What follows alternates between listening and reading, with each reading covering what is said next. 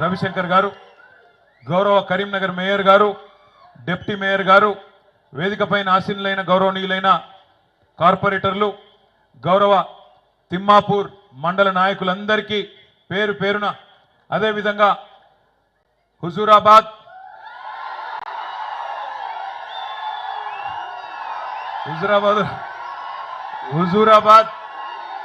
ఒక్కసారి హుజూరాబాద్ శైలా పట్టురు,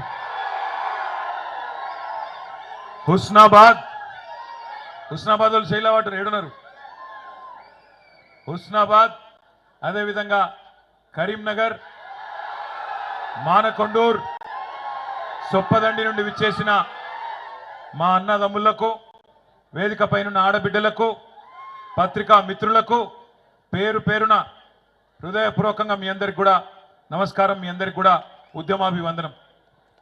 కరీంనగర్ ప్రత్యేకత మీ అందరికీ తెలుసు. తెలంగాణ రాష్ట్ర సమితి అనే పార్టీకి జన్మనిచ్చిన పురిటిగడ్డ కరీంనగర్. ఆనాడు 2001 మే 17 నాడు కరీంనగర్లో జరిగిన సింహగర్జనతోనే సింహం లాంటి నాయకుడు కేసీఆర్ గారి గురించి దేశం మొత్తం తెలిసింది అంటే దానికి కారణం ఈ గడ్డ కరీంనగర్ అనే విషయం నేను మీకు గుర్తు చేస్తున్నా. జన్మనిచ్చింది కరీంనగర్. 2006లో ఎక్కడున్నది తెలంగాణ అని ఈసడించుకున్న కాంగ్రెస్ వాళ్లకు 2 లక్షల ఓట్లతో సమాధానం చెప్పిన గడ్డ, పునర్జన్మనిచ్చిన గడ్డ కూడా ఇదే కరీంనగర్. తిరిగి అయిపోయింది 2009లో ఎన్నికల్లో ఓటమితో చెల్లా చెదురు అయిపోయింది టీఆర్ఎస్.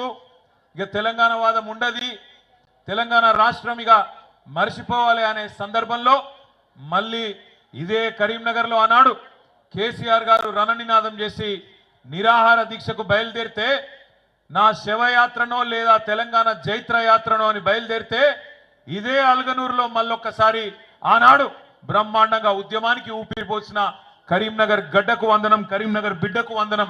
మీ అందరికీ పేరు పేరున శిరస్సు వంచి నమస్కారం.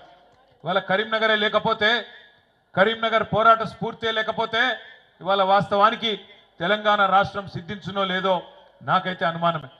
అట్లాంటి ఈ కరీంనగర్లో ఈరోజు నవంబర్ 29 నాడు 15 సంవత్సరాలు కేసీఆర్ గారి ఆమరణ దీక్షకు నిండుతున్న సందర్భంగా నన్ను ఆహ్వానించిన పెద్దలు గౌరవనీయులు గంగుల కమలాకర్ గారికి, రసమయి బాలకృష్ణ గారికి, జిల్లా అధ్యక్షులు జీవి రామకృష్ణారావు గారికి హృదయపూర్వకంగా నా ధన్యవాదాలు. మిత్రులందరికీ నాదొకటే విజ్ఞప్తి, ఒకటే ప్రార్థన.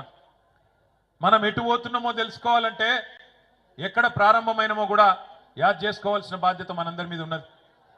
పెద్దలు కేసీఆర్ గారు ఒకసారి కాదు 100ల సార్లు చెప్తా ఉంటారు. తాను స్వయంగా పాటలు కూడా రాసిండ్రు.